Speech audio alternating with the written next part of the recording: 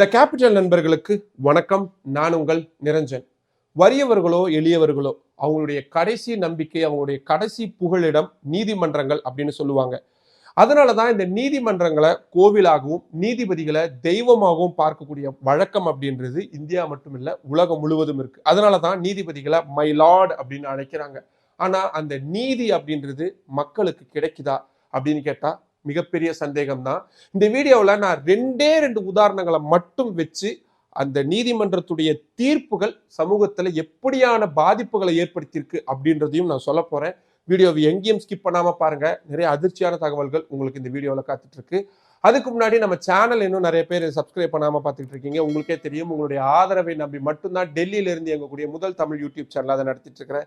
இப்போ இந்த மாதிரியான ரொம்ப ரொம்ப முக்கியமான தகவல்கள் உங்களுக்கு உடனுக்குடன் வந்து சேரணும் அப்படின்னா நம்ம சேனலை சப்ஸ்கிரைப் பண்ணிக்கோங்க. வாங்க இப்போ வீடியோக்குள்ள போகலாம். நான் இந்த வீடியோவில் பேச போகக்கூடிய நிறைய கருத்துக்கள் கண்டெம்ட் ஆஃப் கோர்ட், அதாவது நீதிமன்ற அவமதிப்பாக கூட இருக்கலாம். ஆனா பேச வேண்டிய விஷயங்களை பேசியதா தீரணும். ரெண்டு வழக்குகள் சமீபத்தில் உச்ச நீதிமன்றமும் சரி, டெல்லி உயர் நீதிமன்றமும் சரி தீர்ப்பாகவோ உத்தரவாகவோ கொடுத்திருக்கிறாங்க. அது சமூகத்துல மிகப்பெரிய பதற்றத்தையும் மிகப்பெரிய அமைதியின்மையும் ஏற்படுத்தியிருக்கு அப்படின்னு தான் சொல்ல வேண்டியதா இருக்கு. முதல் வழக்கு ஒரு பாலியல் வன்கொடுமை சம்பந்தமான வழக்கு. 2017 ஒரு 17 வயசு பொண்ணு எம்எல்ஏவா, உத்தரப்பிரதேச மாநிலம் உன்னாவில் இருக்கக்கூடிய ஒரு எம்எல்ஏ கிட்ட வேலை கொடுங்க ஐயா, நான் ரொம்ப ஏழ்மையில இருக்கிறேன், என்னை காப்பாத்துங்க அப்படின்னு சொல்லி கையேந்தி போறாங்க. அந்த எம்எல்ஏ என்ன பண்ணியிருக்கணும்? வேலை தரேன்னா தரேன்னு சொல்லியிருக்கணும், தரலன்னா தரலன்னு சொல்லியிருக்கணும். அதை விட்டுட்டு அந்த பெண்ணை, அந்த சின்ன சிறுமிய பாலியல் வன்கொடுமை செஞ்சிருக்கிறான் அந்த கொடூரை. அவனுடைய பேர் தான் குல்தீப் சிங் செங்கார். இவன் பகுஜன் சமாஜ் கட்சியிலையும் எம்எல்ஏவா இருந்திருக்கிறான், சமாஜ்வாதி கட்சியிலையும் எம்எல்ஏவா இருந்திருக்கிறான். அதுக்கப்புறமா பாரதிய ஜனதா கட்சியில சேர்ந்து 2 முறை எம்எல்ஏவா இருந்திருக்கான். ஒட்டுமொத்தமா 4 முறை உத்தரப்பிரதேசத்துடைய சட்டமன்ற உறுப்பினரா இருந்திருக்கிறான். இந்த சம்பவம் நடந்ததுக்கு அப்புறமா மிகப்பெரிய கொந்தளிப்பு அப்படின்றது நாடு முழுக்க ஏற்படுது. உடனடியா அனைத்து தரப்பிலிருந்துமே அந்த குறிப்பிட்ட குல்தீப் சிங் சென்காரை கைது செய்யணும் அப்படின்ற மாதிரியான குரல்கள் எழுப்பப்படுது. ஆனா உடனடியா அது நடக்கல.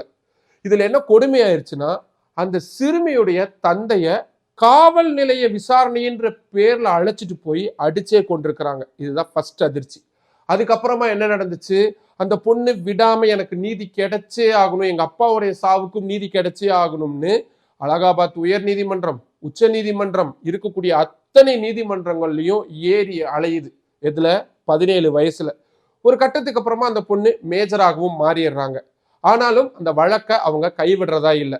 இதுல என்ன கொடுமையாயிருச்சுன்னா, 2019 அவங்க உத்தரப்பிரதேசத்துல அவங்களுடைய ஃபேமிலியோட கார்ல வழக்கறிஞர் கூட ஒரு இடத்துக்கு போயிட்டு இருக்கிறாங்க. அப்போ லாரி ஆக்சிடென்ட் அப்படின்றது ஆகுது. அதுல அந்த பாதிக்கப்பட்ட சிறுமியுடைய நெருங்கிய உறவினர்கள், சித்தி முறையில் இருக்கக்கூடிய 2 நெருங்கிய உறவினர்கள் சம்பவ இடத்திலே ஸ்பாட் அவுட் ஆயிடுறாங்க. அந்த பொண்ணுக்கும் பலத்த காயம் ஏற்படுது, அவங்களுக்கு உதவி பண்ணிக்கிட்டு இருந்த வழக்கறிஞருக்கும் படுகாயம் அப்படின்றது ஏற்படுது. ஏற்கனவே அப்பாவை இழந்தாச்சு, அந்த பொண்ணுடைய வாழ்க்கை அவ்வளோ தூரம் பிரச்சனையில் இருக்கு, அடுத்தடுத்து உயிரிழப்புகள் அப்படின்றதும் ஏற்பட்டுக்கிட்டே இருக்கு. ஆனாலும் அந்த பொண்ணு மனம் தளரல, உச்சநீதிமன்றத்தை நாடுறாங்க.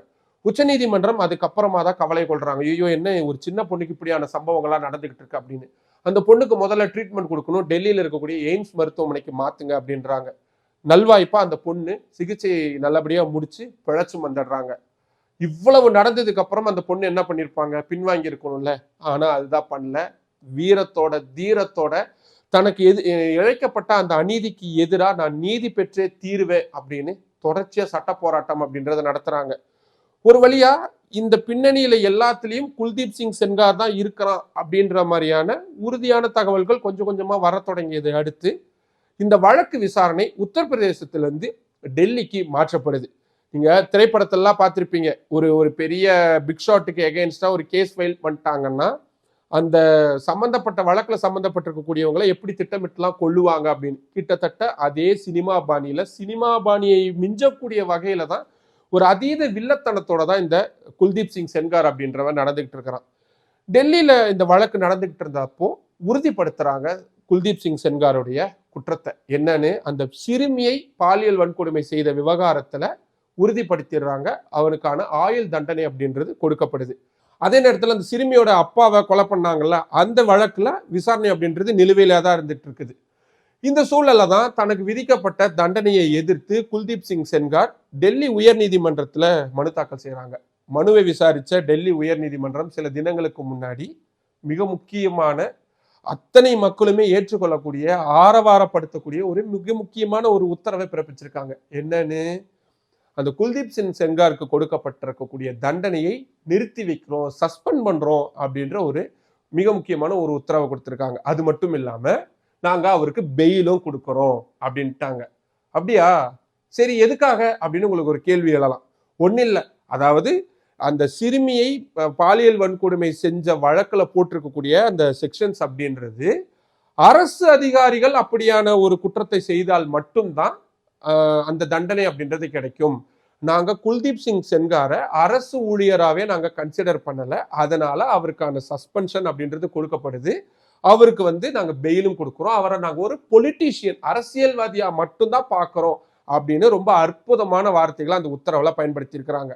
அது மட்டும் இல்லாம அந்த பொண்ணு இருக்கக்கூடிய அந்த கிராமத்துல இருந்து 5 கிலோமீட்டர் சுற்றளவுக்குள்ள குல்தீப் சிங் சென்கார் போகக்கூடாது. வாரத்துக்கு ஒரு நாள் போய் போலீஸ் ஸ்டேஷன்ல போய் அப்பியர் ஆகி கையெழுத்து போடணும் அப்படின்ற மாதிரியான ரொம்ப ரொம்ப ரொம்ப கடுமையான கட்டுப்பாடுகள் அப்படின்றதும் கொடுக்கப்படுது. ஏங்க, அவன் ஜெயிலுக்குள்ள இருந்தாலே எத்தனையோ விஷயங்களை, கொடூரமான விஷயங்களை பண்ணக்கூடியவனா இருக்கிறான். அவனை வெளியே விட்டா என்ன நல்லா பண்ணுவான்? இந்த பயம் அந்த பாதிக்கப்பட்ட சிறுமிக்கும் வந்திருக்கு. அந்த பொண்ணு டெல்லியில டெல்லி கேட்டுக்கு முன்னாடி உட்காந்து அவ்வளோ பெரிய ப்ரொட்டஸ்ட் அப்படின்றத நடத்துறாங்க. உடனே நம்ம என்ன பண்ணணும்? எல்லாருக்குமே ஒரு கோபம் வரும்ல, என்னங்க இது ஹைகோர்ட் இப்படி பண்றாங்க, அநியாயமா இருக்கு, உடனே ரத்து பண்ணணும், சுப்ரீம் கோர்ட்டுக்கு போகணும் அப்படின்னு போவாங்கல்ல. ஆனா அதை பண்ணல. அந்த போராட்டம் நடத்தின அந்த பொண்ணை அரெஸ்ட் பண்ணியிருக்கிறாங்க. அதுக்கப்புறமா அந்த பொண்ணு வேற வழியே இல்லாம டெல்லியில் இருக்கக்கூடிய காங்கிரஸ் கட்சியுடைய மூத்த தலைவரான சோனியா காந்தியும் மக்களவை எதிர்கட்சி தலைவரான ராகுல் காந்தியும் சந்திச்சு எங்களுக்கு தயவு செய்து உதவி பண்ணுங்க அப்படின்னு சொல்லியிருக்காங்க. அவங்களும் அஷூரன்ஸ் கொடுத்துருக்காங்க, நாங்க உங்களுக்கு சட்ட ரீதியில எல்லா உதவியும் செய்யறோம் அப்படின்னு. இப்போ அந்த பொண்ணு உச்ச நீதிமன்றத்துல அப்பீல் ஃபைல் பண்ணிருக்காங்க. இது இப்போ ஒரு பெரிய அவுட்ரேஜ் ஆயிருச்சு, ஒரு சொசைட்டி ஃபுல்லாவே ஒரு பேசு பொருளா மாறிடுச்சு. பல மூத்த வழக்கறிஞர்கள், அரசியல்வாதிகள் எல்லாருமே டெல்லி ஹைகோர்ட்டுடைய அந்த ஆர்டரை கடுமையா விமர்சிக்கிறாங்க. ஸோ அதனால ஒரு மாதிரி சொசைட்டியுடைய ஒரு ப்ரெஷர் இருக்கு அப்படின்றதுனால சுப்ரீம் கோர்ட் ஒருவேளை இதுல குல்தீப் சிங் சென்காருக்கு கொடுக்கப்பட்டிருக்கக்கூடிய அந்த பெயிலை கேன்சல் பண்றதுக்கான வாய்ப்பு இருக்கு. ஆனா இப்படி வெளியே ஒரு போராட்டமாகவோ இல்லை வெளியே பேசப்படாத எத்தனையோ விஷயங்கள் நீதிமன்றங்கள்ல இப்படி எத்தனை வழக்குகள் இப்படி கடந்து போயிட்டு இருக்கு அப்படின்னு நினைச்சாலே மலைப்பா இருக்கு. நீதிமன்றத்துடைய இந்த உத்தரவை என்னன்னு பாக்குறது. அடுத்த வழக்கு ராஜஸ்தான் மாநிலத்தை சேர்ந்தது. ராஜஸ்தான் மாநிலத்தில் இருக்கக்கூடிய ஆரவல்லி மலைத்தொடர், நம்ம ஸ்கூல்ல எல்லாம் படிச்சிருப்போம். இந்த மலைத்தொடர் ரொம்ப ரொம்ப முக்கியம். ஏன்னா இந்த மலைத்தொடர் இல்லாட்டி டெல்லி, உத்தரப்பிரதேசத்துடைய ஒரு பெரும் பகுதி அப்படின்றது நம்ம தார் பாலைவனம், ராஜஸ்தான்ல பாலைவனம் எப்படி இருக்கோ அதே மாதிரி பாலைவனமா மாறிடும். அப்படி மாறாம இருக்கக்கூடிய மிக முக்கியமான இயற்கை அரணா இருக்கிறது தான் இந்த ஆரவல்லி மலைத்தொடர். மலைத்தொடர் இருந்தா, இயற்கை இருந்தா அதை அழிக்கிறதுக்கு கார்பரேட்டுகள் வரதானே செய்வாங்க. அப்கோர்ஸ் ஆரவல்லிலையும் அதான் நடந்துச்சு. சமீபத்துல மத்திய சுற்றுச்சூழல் துறை அமைச்சகம் ஒரு மிக முக்கியமான நோட்டிபிகேஷன் அப்படின்றது கொடுத்திருந்தாங்க. என்னன்னா 100 மீட்டருக்கு மேல எதெல்லாம் இருக்கோ அது மட்டும்தான் ஆரவல்லி மலைத்தொடர், அது மட்டும்தான் பாதுகாக்கப்பட்ட இயற்கை பகுதியா இருக்கிறோம். 100 மீட்டருக்கு கீழே இருக்கக்கூடிய பகுதிகள் எதுவுமே அப்படி வராது. அதுல மைனிங் பண்ணலாம், லீஸ் விடலாம், என்ன வேணாலும் பண்ணலாம் அப்படின்ற மாதிரியான ஒரு நோட்டிபிகேஷன் கொடுத்திருந்தாங்க.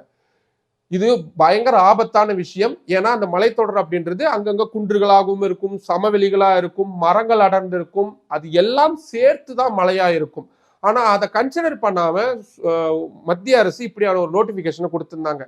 பட் ரொம்ப சர்ப்ரைசிங்கான, ரொம்ப ஆச்சரியமான விஷயம் என்ன அப்படின்னா, உச்சநீதிமன்றம் அந்த நோட்டிபிகேஷன் அக்செப்ட் பண்ணியிருந்தாங்க. கரெக்ட் தான், மத்திய அரசு சொல்றது கரெக்ட் தான். 100 மீட்டருக்கு கீழே இருக்கக்கூடிய எதையுமே நாங்க ஆரவல்லி மலைத்தொடருடைய பகுதியா நாங்க கன்சிடர் பண்ண மாட்டோம் அப்படின்னு ஒரு உத்தரவு போட்டாங்க.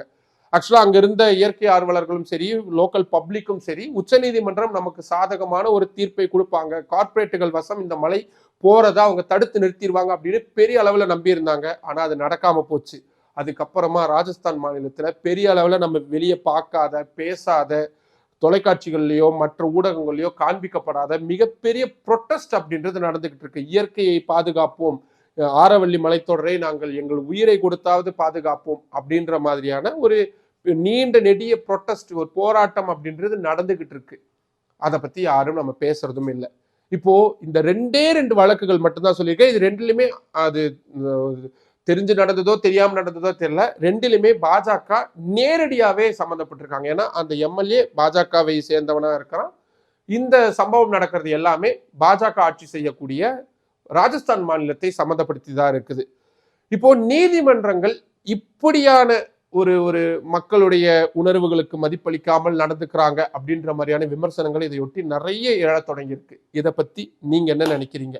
நீதிமன்றங்களுடைய செயல்பாடுகள் சமீப நாட்களா பெரும் ஒரு விவாத பொருளாகவும் விமர்சிக்கக்கூடிய இடத்துக்கும் வந்திருக்கக்கூடிய சூழல்ல நீதி தேடி போகக்கூடிய மக்கள் அந்த நீதிமன்றத்துங்களிடம் இருந்து என்ன பெறுவாங்கன்னு உங்களுக்கு தோணுது? உங்களுக்கு தோணக்கூடிய கருத்துக்களை கீழே கமெண்ட் பாக்ஸ்ல சொல்லுங்க. மற்றும் ஒரு வீடியோவில் சந்திக்கலாம். நன்றி. நம்மளோட கேபிட்டல் சேனலை இன்னும் நிறைய பேர் சப்ஸ்கிரைப் பண்ணாம பார்த்துட்டு இருக்கீங்க. உங்களுக்கே தெரியும், உங்களுடைய ஆதரவை நம்பி மட்டும்தான் டெல்லியில இருந்து எங்கக்கூடிய முதல் தமிழ் யூடியூப் சேனல் அதை நடத்திட்டு இருக்கேன். இப்போ இந்த மாதிரியான ரொம்ப முக்கியமான தகவல்கள் உங்களுக்கு உடனுக்குடன் வந்து சேரணும் அப்படின்னா நம்ம சேனலை சப்ஸ்கிரைப் பண்ணிக்கோங்க. நம்ம வீடியோஸை நிறைய பேர் கொண்டு போய் சேருங்க. லைக் பண்ணுங்க, கமெண்ட் பண்ணுங்க. உங்களுடைய ஆதரவை அதிக அளவில் தாருங்கள். நன்றி.